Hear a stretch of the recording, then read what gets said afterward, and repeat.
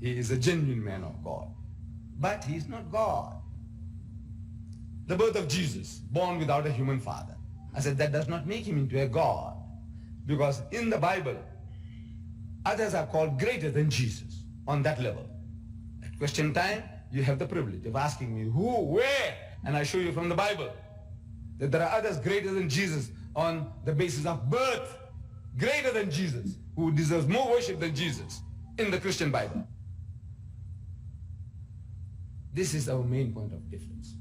Now the Quranic picture is that when the Annunciation was made, she says, how can this thing be when I know not a man?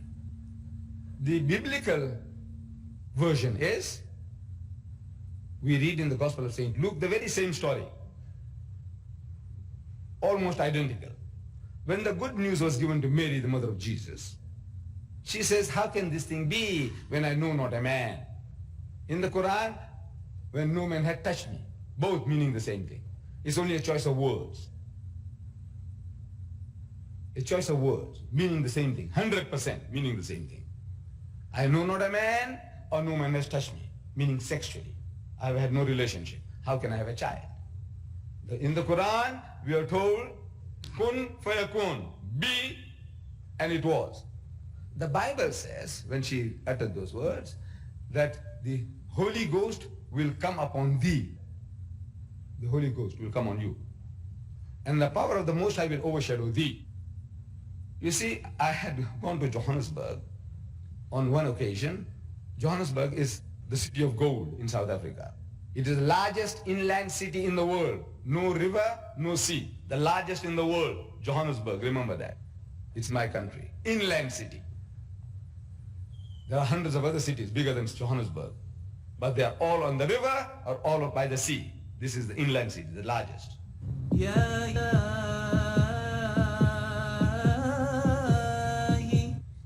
So I wanted to buy an Indonesian Bible. I was to go to Indonesia. That was on my trip when I had come here in 1977, and I had delivered a talk somewhere here in Tucson, in Phoenix, Arizona, Phoenix, here and on. I was on a lecture tour, but I was on my way to America, to Indonesia.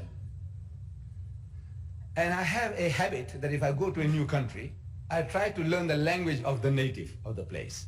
Somehow it opens up their hearts to me if I can utter some of the words in their language. You know, it's human nature. You know, you can get into the heart of a man better through his mother tongue than in a foreign language.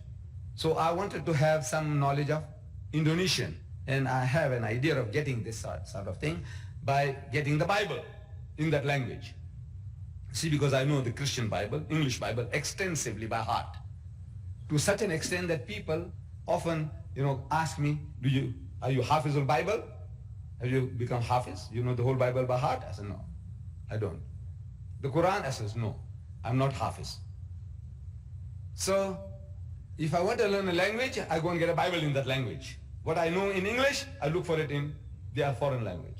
So I wanted an Indonesian Bible. The Bible house in Durban didn't have it. So when I went to Johannesburg, I went to the Bible Society, and I was browsing through. I picked up a Bible. I wanted a type of new version.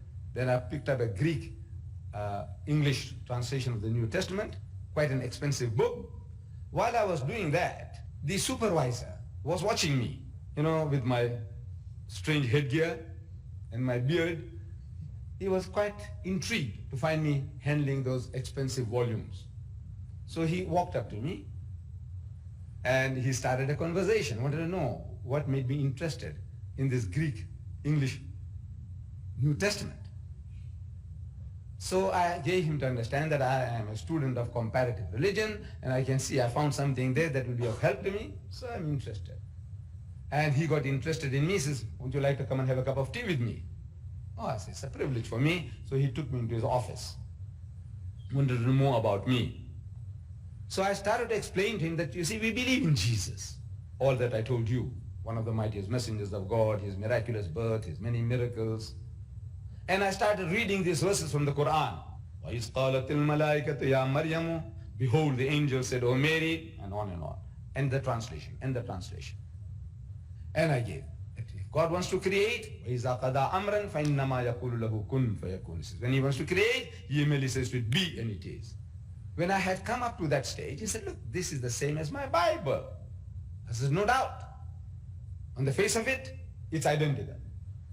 If a Christian of any church or denomination, if he came across these verses of the Bible in English, without the Arabic text side by side, in 1,000 years he'll never guess he's reading the Quran.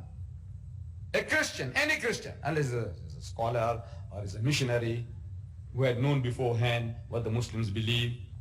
But if a page of this translation that I'm giving you was found on the floor and he picks it up, any Christian, whether Jehovah's Witness, Roman Catholic, Anglican, Presbyterian, Lutheran, anyone, you pick up this and you read it, behold, the angel said, O Mary, God giveth thee glad tidings of a word from him.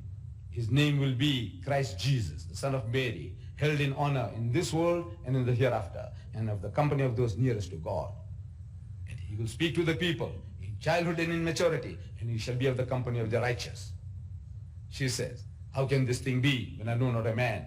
The angel says in reply, says, even so, God creates what he wills. Whenever he decrees a matter, he merely says to it, be, and it is. And this is something familiar, very familiar. But I didn't read this before in my Bible. So maybe this is the Roman Catholic version of the Bible, if you hadn't read one. Maybe this is the Jehovah's Witness version of the Bible, if he hadn't read it. Maybe this is the Greek Orthodox version of the Bible, if he hadn't read it. He'll never guess he's reading the Quran. He'll never guess in 1,000 years. So close. I said, yes, on the face of it, the same. But I says, you know, if you compare it closely, it's the difference of chalk and cheese. Chalk and cheese. That's where I said chalk and cheese. He said, how? So I started explaining. I says, look, in the Quran we are told for God to create, he wills it. In the Bible we are told that the Holy Ghost will come upon Mary. How? How? How is it going to come on her? How? And the power of the Most High will overshadow her. Overshadow thee. How? How? As a man or an animal? How does he overshadow? You see now, we know it doesn't mean that. But the language is so down to earth, earthly, that you are giving the atheist and the agnostic a stick to beat you with. How did the Holy Ghost come upon her?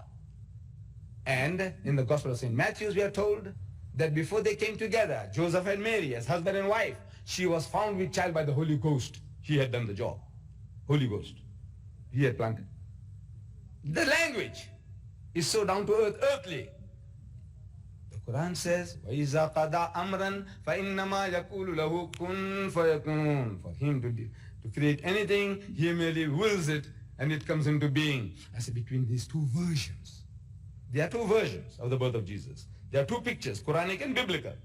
I said, which would you prefer to give to your daughter? So he bowed his head down in shame and he said, I would prefer to give the Quranic version of the birth of Jesus. We are told, before we come to this, of the birth, he said that he will speak to the people in childhood, in maturity, as an infant, as well as a mature man. And now we have a confirmation of this happening. This is a miracle, that as an infant, a child can speak. It's a miracle. We read in Surah Maryam. Maryam means Mary. There is a chapter in the Holy Quran in honor of the name of the mother of Jesus Christ. Maryam, Mary. There is not a book in the Bible which is a library of 66 books of the Protestants and 73 books of the Roman Catholics.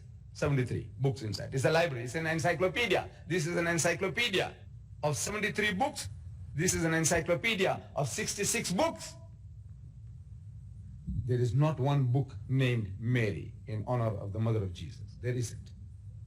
You have Genesis, Exodus, Leviticus, Numbers, Deuteronomy, Matthew, Mark, Luke, John, Acts, Paul, Peter, Corinthians, Philippians, Galatians. But there's no Mary here.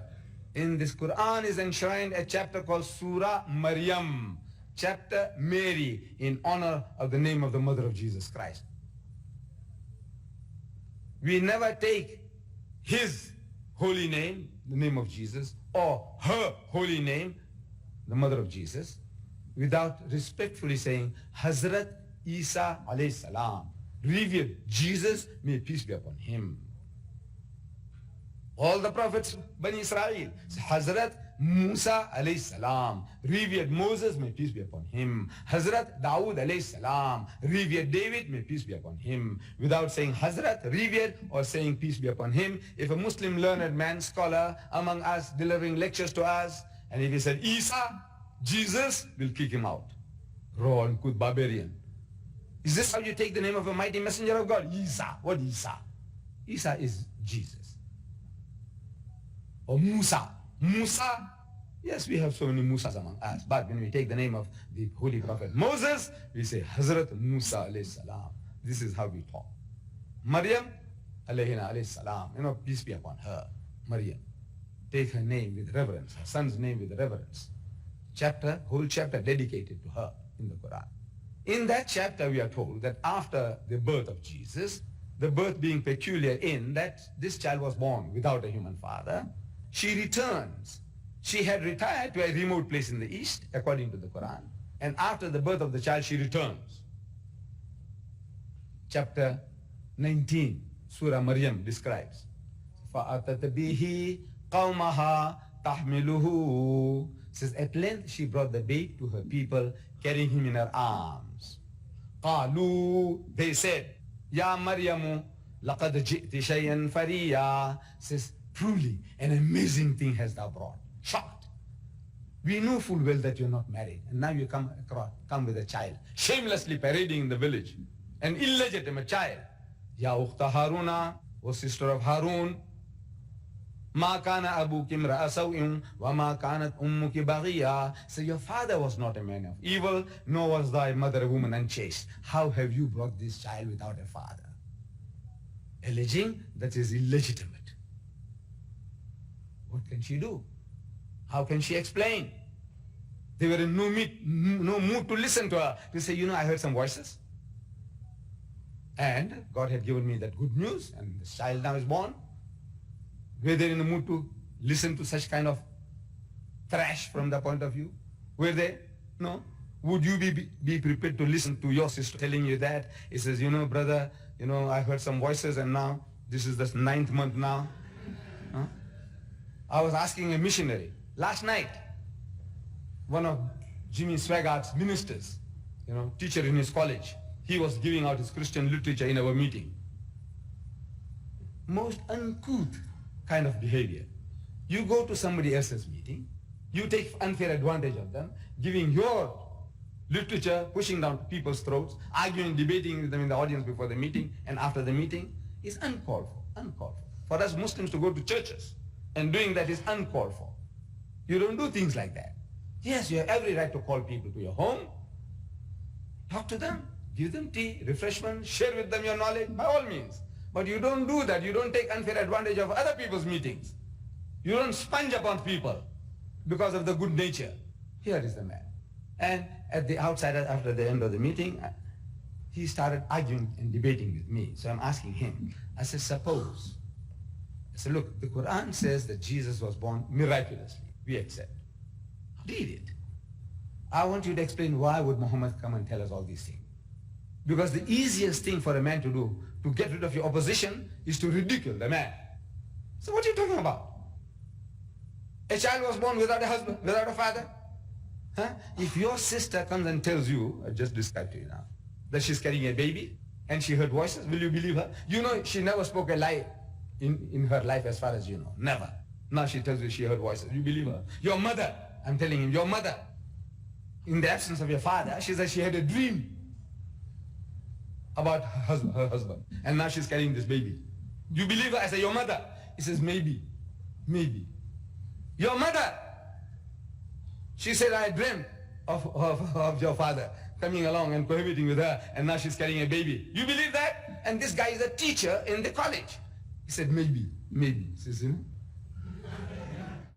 Ya ilahi,